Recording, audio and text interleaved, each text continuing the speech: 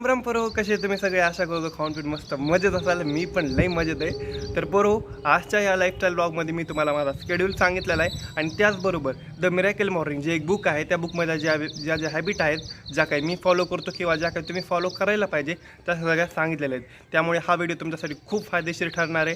ह्या ज्या हॅबिट्स आहेत त्या खूप चांगल्या आहेत. खूप सक्सेसफुल लोक ह्याच हॅबिट फॉलो करतात. आता मी पण अशातच करायलो, असं नाही की मी आधीपासून करतो आणि मी हे झालं म्हणून, तसं काही नाही.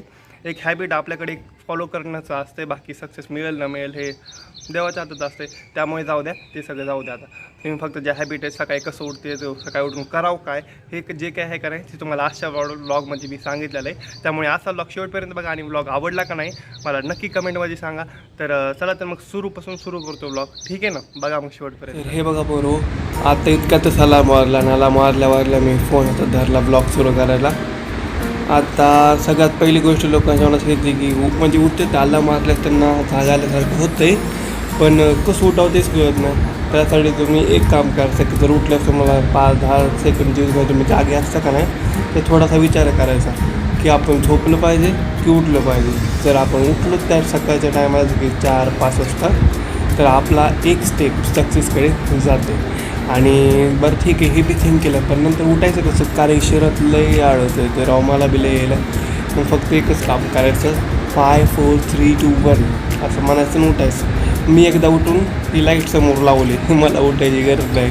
तुम्हाला सांगायला मी 5, 4, 3, 2, 1 5 सेकंड जे रूल आहे का, त्या रूलनं 5पर्यंत मोजायचे आणि उडायचं डायरेक्ट. चला आता बाकीच्या बीट सांगतो कसं काय माझा शेड्यूल आहे ते.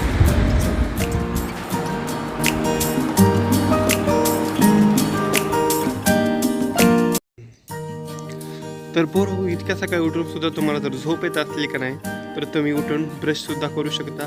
ब्रश केल्यानं तुम्हाला आळस बिलकुल येणार नाही. तर मला ते तेवढी झोप.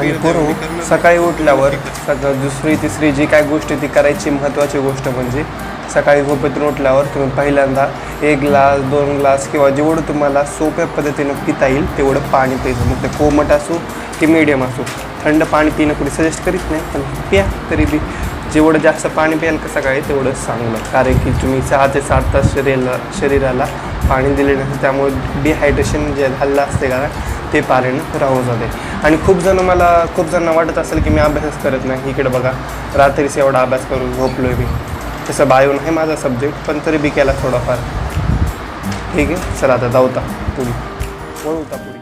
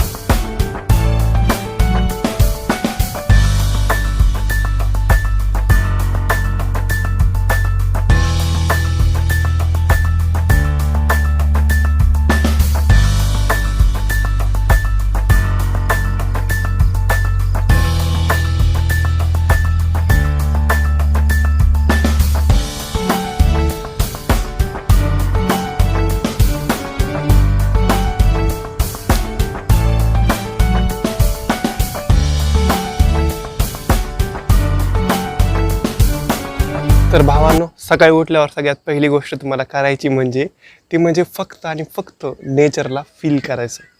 बघा ना राव, सकाळचं वातावरण किती मस्त असतं. फक्त थोडीशी विल पॉवर यूज करून उठा लागते सकाळी. मला बी आता सायबीट लागली. बरं तुम्ही म्हणता मजा येतं, लईच भारी काही की विषय सोडा. तुम्ही फक्त आता नेचर बघा राव, किती मस्त वातावरण आहे. तुम्ही पण सकाळी उठा बरं लवकर, आणि उठा आणि एखादी पोस्ट सोडायची मस्तपैकी. लोकांना वाटते की वा चांगला माणूस आहे का नाही.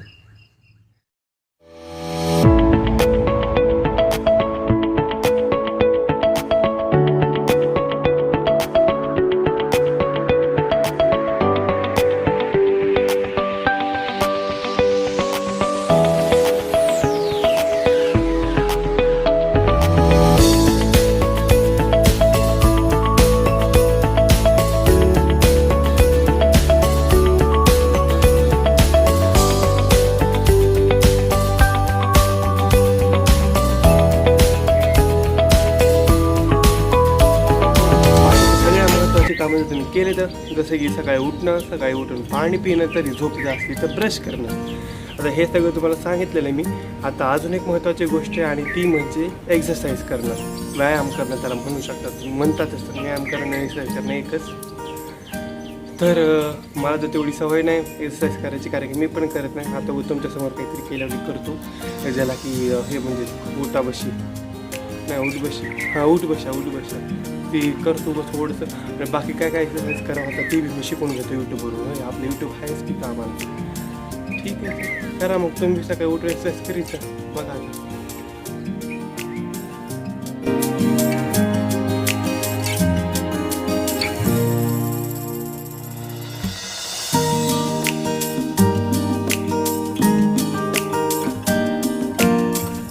तर हे बघा पोरो, आता आपण सकाळी उठला, एक्सरसाइज केली आणि आता अजून एक महत्त्वाची गोष्ट आणि ती म्हणजे प्रत्येक सक्सेसफुल पीपलमध्ये असते आणि ती म्हणजे मेडिटेशन करण्याची.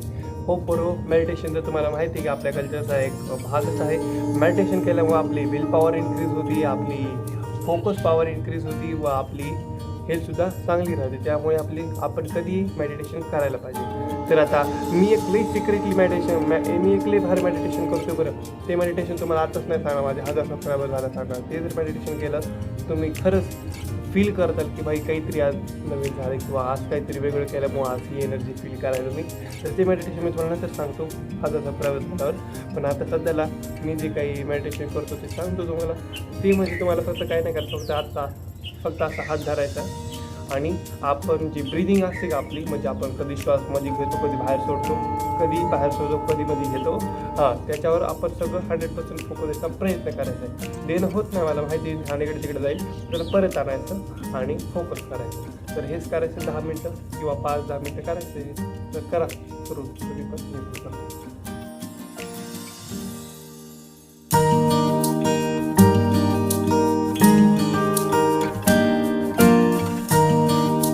आपल्या भाईसाठी प्रॅक्टिस करायची जी मी डेली करतोच आणि ती म्हणजे इत्यादी आवाज काढायचा गळ्यातल्या गळ्यात, म्हणजे तोंड बिन उघडायचं नाही. आणि नंतर ओम एक आवाज काढायचा आणि हे बी सर्व द्यायचं 5 मिनिट.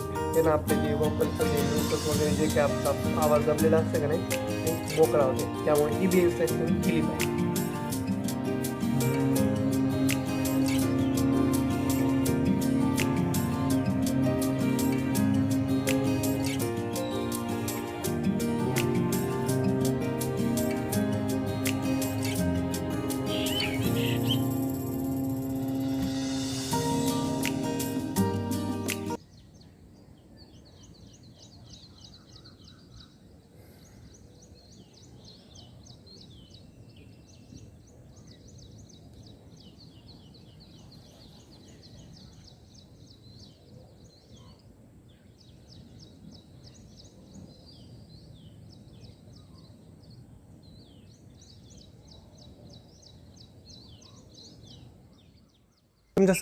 तुमच्यापैकी बऱ्याच जणांना माहीत असेल की ॲफर्मेशन्स काय असतात.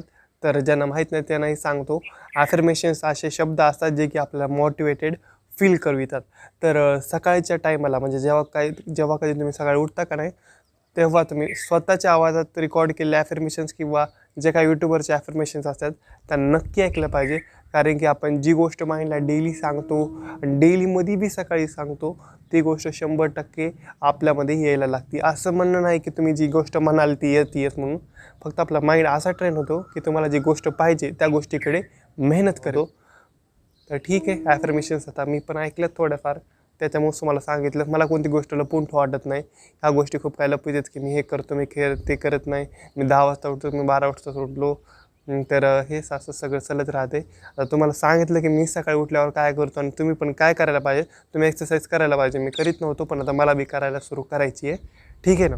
तर मग आता सगळं जर झालेलंच आहे, आता फक्त एक काम करायचं आहे की आता हॅबिट लय वाईट आहे की सकाळी उठून चहा पिणं, पण ते बी उपाशी पोटी. पण काही नसते, होऊ द्या. काय बॅड हॅबिट असायची ते असू द्या. चहा बघूच सोडायचं मला. हळूहळू कमी करू, एक मेले कमी करीत जाऊ द्या, आहे का नाही. चहा कसं डायरेक्ट सोडून जमलं काय, राहायचं नाही का मला जगात या. तर ठीक आहे, आता मस्त चहा बी पितो आणि अजून एक जी हॅबिट आहे ती तुमच्यासोबत लगेच शेअर करतो. संपवायचा असला तर व्हिडिओ आता बी संपू शकतो, पण नाही, तुमचं बी काही इम्प्रूव्ह झालं पाहिजे ना. त्यामुळे एक महत्त्वाची हॅबिट अजून एक आहे, ती एक तुम्हाला नंतर सांगतो, चहा बी ब्रश ते केल्यावर, ठीक आहे ना.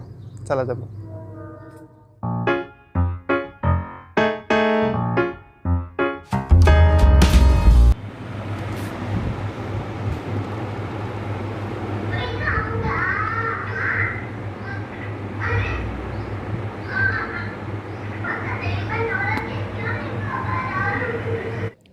तर पोरो, आता अजून एक महत्त्वाची हॅबिट जी की सक्सेसफुल पीपलची असते किंवा एक चांगल्या ह्युमनची बी असते, आणि ती म्हणजे रीडिंग. आता रीडिंगसाठी की तुम्ही कोणतेही पुस्तक घेऊ शकता, पण सगळ्यात इम्पॉर्टंट पुस्तक आहे जे की आपल्या कल्चरचं आहे, जे की आपल्या धर्माचं आहे, ते म्हणजे श्रीमद भगवद्गीता.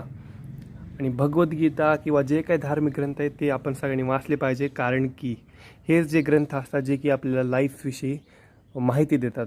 आता जसं की आपण म्हणजे आता हा बघा, भगवद्गीता तुम्हाला उदाहरण देतो ना.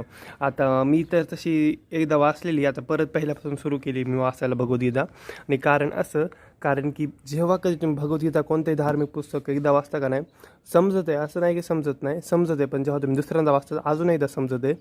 आणि हे सेल्फ हेल्प जे बुक असतं त्यांची एकच हे असतं की तुम्हाला हे जेव्हा तुम्ही वाचतात का, लगेच तुम्हाला इम्पॅक्ट म्हणजे आपल्या लाईफमध्ये त्याला अंमलात आणावं लागते, नाही तर मग लगेच त्याची जी इन्फॉर्मेशन असते ती विसरून जाते.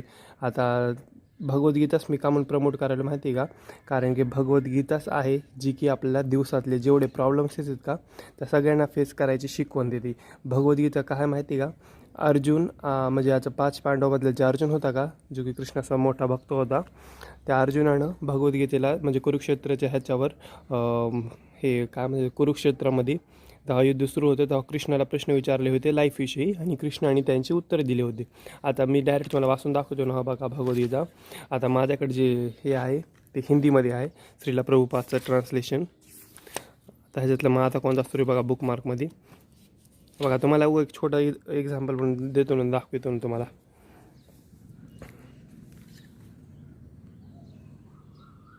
तर हे बघा, अर्जुन उवाच. आता इकडे बघा, अर्जुन ने कहा, हे कृष्ण, इस प्रकार युद्ध की इच्छा रखने वाली अपने मित्रों तथा संबंधियों को अपने समक्ष उपस्थित देखकर मेरे शरीर के अंग काँप रहे हैं और मुँह सूखा जा रहा है.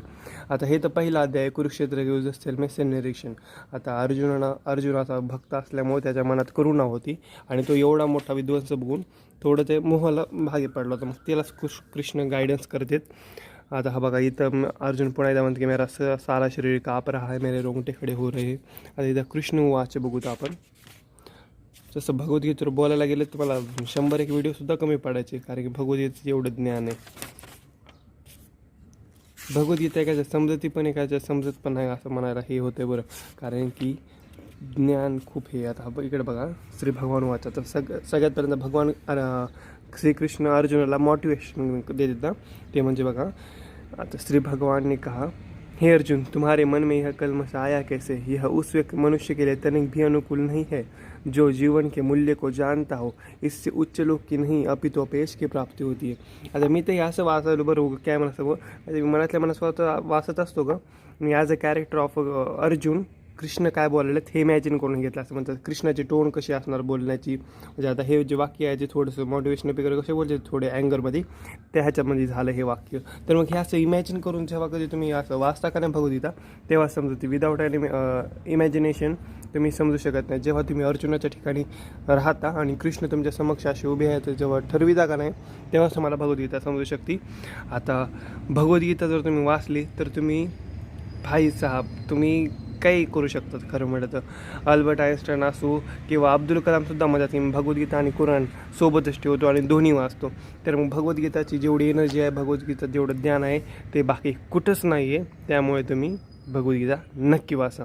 तर पोरो, ही जी मी शेवटची हॅबिट म्हटली भगवद्गीता वाचा, बुक रिडिंगची जी हॅबिट आहे ती सगळ्यात इम्पॉर्टंट आहे, कारण की रिडिंगच एक अशी हॅबिट आहे जी की माणसाला एक टॉप क्लासवर नेऊन ठेवू शकते. तर मग पोरो, आशा करतो की आजचा ब्लॉग तुम्हाला आवडला असेल. ब्लॉगमध्ये मी माझा शेड्यूल सांगितला आणि ज्या काही टिप्स सांगितल्या जे की नक्की तुम्ही सकाळी उठलं पाहिजे. आणि राहिली गोष्ट, खूप जण म्हणतील की असला कसला ब्लॉग केलाच काय उगाच बघावं का मी, तसं नाही. आता माझे जे काही 200-400 सबस्क्रायबर आहेत का नाही, ते माझ्या फॅमिलीनुसार आहेत. तर मग माझ्या फॅमिलीसोबत मी माझी प्रत्येक गोष्ट शेअर करणार. मग ती आता TV चा एक रिव्ह्यू येईल किंवा माझं घर दाखवणं असेल, मी माझ्या फॅमिलीसोबत प्रत्येक गोष्ट शेअर करणार. ज्यांना आवडत नाही त्यांनी समजा की तुम्ही मला अजून माझं समजले नाही, कारण की ज्यांनी मला माझं समजले का नाही ते माझा प्रत्येक व्हिडिओ बघतात, लाईक करतात, सबस्क्राईबसुद्धा केलेलंच असेल त्यांनी चॅनलला. तर ठीक आहे बरो, आशा करतो तुम्हाला हा व्लॉग आवडला असेल. जर हा व्लॉग आवडला असेल तर व्हिडिओ लाईक करा, चॅनलला सबस्क्राईब करा आणि शेअर करू वाटलं तर नक्की करा. तर चला तर मग tata bye bye, see you.